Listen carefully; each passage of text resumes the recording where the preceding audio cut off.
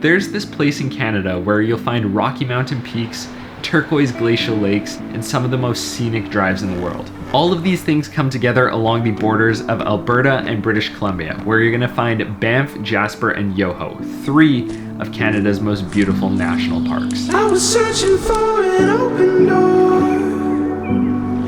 I was looking for a peace of mind.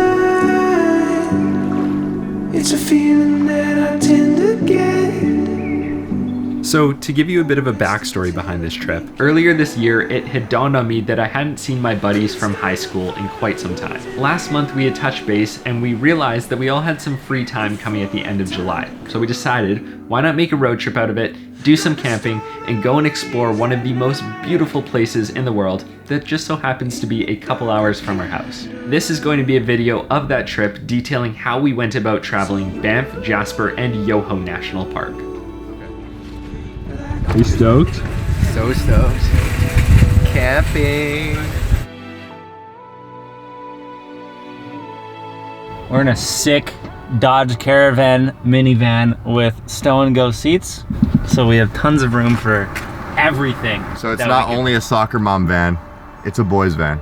That's all I'm gonna say. The boys. We picked the van up early in the morning in Kelowna, BC, and then we drove 6 hours until we hit Yoho National Park, where we would do some exploring and camp our first night. We ended up arriving in Yoho just after 3 p.m, which was a bit later than we would have liked, but it still worked. Our first stop was right after we entered Yoho, and that was a 20-minute leisurely hike down to Noahvde Falls. Making our way through the forest, we were eventually greeted with a massive blue river rolling over a huge waterfall in the middle of the mountains. I mean, this is not a bad first stop.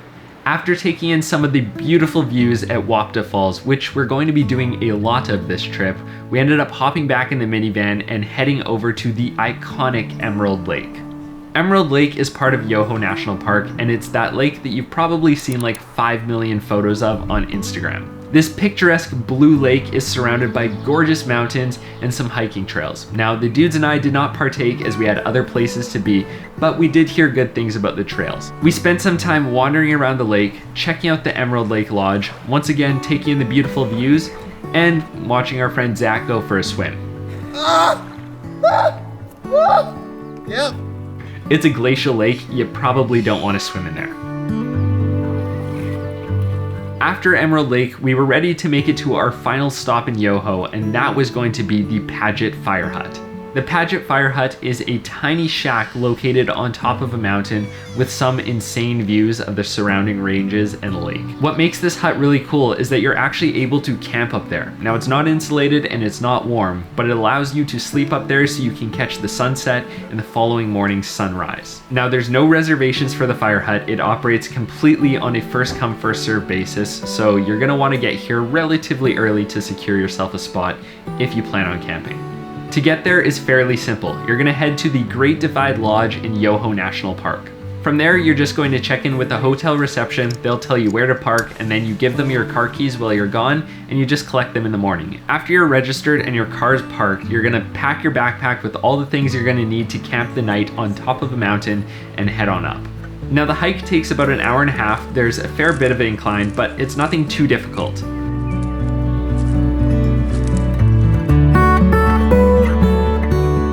I don't know, there's just something about this spot that's special. Having hiked up a mountain to be isolated in a tiny wooden shack where you can watch sunrise and sunset, cook some dinner, hang out, have some beers. It was a good time. I really like this spot. If you're in Yoho, this is definitely a place to spend the night. So we woke up in the morning and hiked down from the fire hut right after sunrise so we could head straight on over to Banff, get in our campsite, and have a full day left for exploring. So after spending our night up on Paget Peak, we have made it here to the town of Banff in Alberta. Now, my friends and I ended up camping at Tunnel Mountain, which is the main campsite located just outside of Banff City Centre, but it is extremely hard to get a reservation at without booking very far in advance. We honestly hit a stroke of luck. We had no plans going into Banff, and we happened to secure a spot there for 2 days, but the park ranger who sold it to us told us that we are like beyond lucky. For those of you looking to come to Banff, make sure that you're booking far in advance and trying to find that spot. I can So here we are on our next adventure. We are hitting up Lake Louise. This is so popular. I'm sure you've seen pictures of it before. It's like iconic in Banff. Zach claims he saw a grizzly bear on her drive here. Oh no, I did, and I'm afraid now. It's only been about 1 minute of driving since I saw it, and it was velociraptoring this way. You've probably heard of this lake as it's arguably one of the most famous lakes in Canada, and rightfully so. It is absolutely gorgeous. These ghosts, letting them go this time. Just cut the line. Now, it's kind of unfortunate because it is so beautiful, it's also extremely popular, and with that, there are tons of crowds. You can definitely go earlier in the morning or later in the evening if you want to dodge those crowds, which I recommend doing because the crowds, like that alone, made it not my favorite stop that we had. It's so beautiful, you have to see it. If you're in Banff, you can't skip it. But Lake Louise, because of the crowds, was not my favorite. After Lake Louise, we headed back towards Banff, stopping at Johnston Canyon. Johnston Canyon is another one of these super iconic spots in Banff National Park. It's a large canyon located in the mountains with some waterfalls running through it, and the park has built a series of paths and walkways so you can explore it relatively easily. We ended up taking a path that followed up the canyon over waterfalls through the forest, eventually bringing you to the end where the biggest waterfall in Johnston Canyon is visible.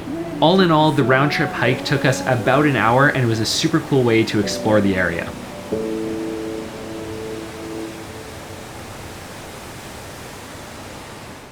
It's our third day exploring Banff, and today we are waking up early. It was 3:45 in the morning, we all got up, and we packed into the minivan and headed to one of our favorite spots on the entire trip for sunrise, and that was Moraine Lake.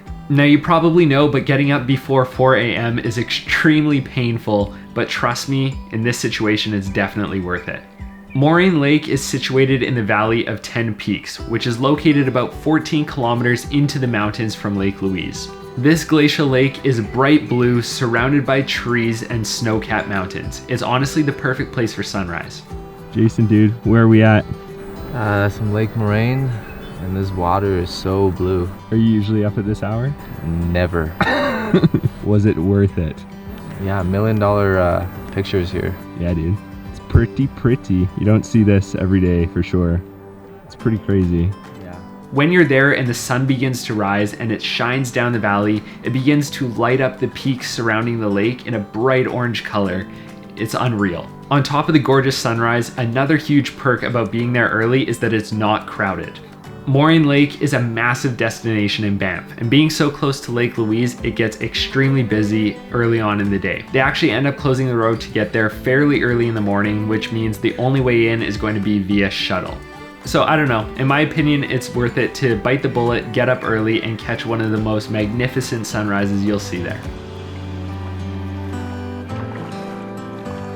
After catching sunrise at Moraine Lake, we hopped back on the highway and then took the exit towards the Icefields Parkway, which is consistently rated as one of the most beautiful drives in the world. Saw you in the morning light.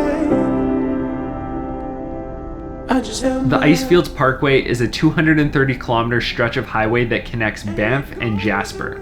We knew that we wanted to see Jasper, so we took this highway to get there, but we definitely did not understand how beautiful this highway actually was. If you do the Icefields straight through, you can probably do that stretch of road in about 3.5 hours, but my friends and I took about 10. The cool part of the highway is that no matter where you look, at any time you're going to be greeted with an insane view. Seriously, if I stopped for pictures every time I wanted to take a picture, I think that we might still be on the ice fields. So I guess there's a bear out here, and yeah, it's like causing complete traffic jam on the road because everyone's like wants to see it. Oh dude, it's right there.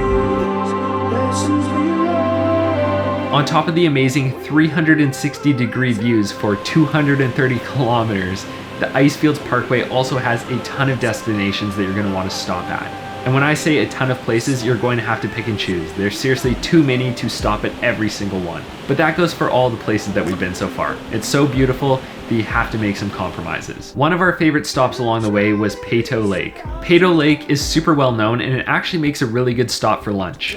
From the parking lot, you can actually hike up to the viewpoint in about 20 minutes, and you're greeted with this bright blue lake surrounded by super tall cascading mountains. Now, to the best of my knowledge, you're not going to be able to get down to Peyto Lake, at least not easily, but from the viewpoint, it's in a valley and you get a super cool view of it.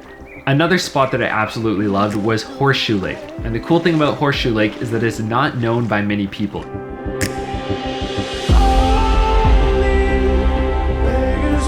Horseshoe Lake is located just outside of Jasper, and it makes for a really good swimming spot. We hung out there for a bit. Mike and I did some swimming. We jumped off some small cliffs, and then Mike decided, you know what? He's gonna do a 50-foot cliff jump. Horseshoe Lake is pretty cool. This is definitely one of my favorite stops along the ice fields. After our extended trip up the Icefields Parkway, we ended up in Jasper, which is a super cool little town.